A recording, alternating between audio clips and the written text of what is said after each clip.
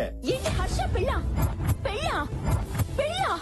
ఈ మాట విని నువ్వు ఎంత బాధపడతావు నాకు తెలుసు, కానీ తప్పదు, భరించాలి. జరిగిందంతా ఓ పేడకల్లు అనుకుని మర్చిపో.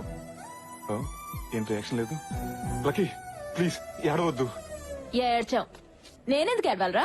అదేమన్నా నా హాబీనా? ఆహా లక్కీ, లవ్ చేసిన వాడికి పెళ్ళని తెలిసి ఎక్కెక్కి ఏడుస్తావేమోనని 6 డజన్ ఖర్చులు కూడా తెచ్చాను. కానీ నీ గుండె ధైర్యం చూస్తుంటే నీకు సాల్వా కప్పి సన్మానం చేయాలనిపిస్తుంది. నాకెందుకురా ఆ సన్మానం? నీకే చేయాలి. ఏ ఆ న్యూస్ మోసుకొచ్చినందుక? కాదు, హర్షం తీసుకొచ్చి నాతో పెళ్లి చేస్తున్నందుకు. ఉసే ఈ టైంలో కామెడీలేంటే? దీంట్లో కామెడీ ఉంది? నేను సీరియస్ గానే చెప్తున్నాను. హర్షం తీసుకొచ్చి నాతో పెళ్లి చెయ్యి. అబ్బా 15 రోజుల్లో వాడి పెళ్ళే. నేను అదే అంటున్నా, పెళ్లికి ఇంకా 15 రోజులు టైం ఉంది. నీళ్లు రాని కొళాయి కింద బిందు పెట్టి యూస్ ఏంటంట? బిందె ఖాళీగానే ఉన్నప్పుడు కొళాయి కింద పెడితే వచ్చే లాస్ ఏంటంట? నిన్ను యాదవ లాజిక్ లాపు. అయినా ఇన్ని కవర్లు చెప్పేదానివి ఇప్పటి వరకు హర్ష గారితో మాట్లాడకుండా ఎందుకున్నావు? అప్పుడు మాట్లాడడానికి టైం సరిపోలేదు. ఇప్పుడు ఒప్పిస్తానికి టైం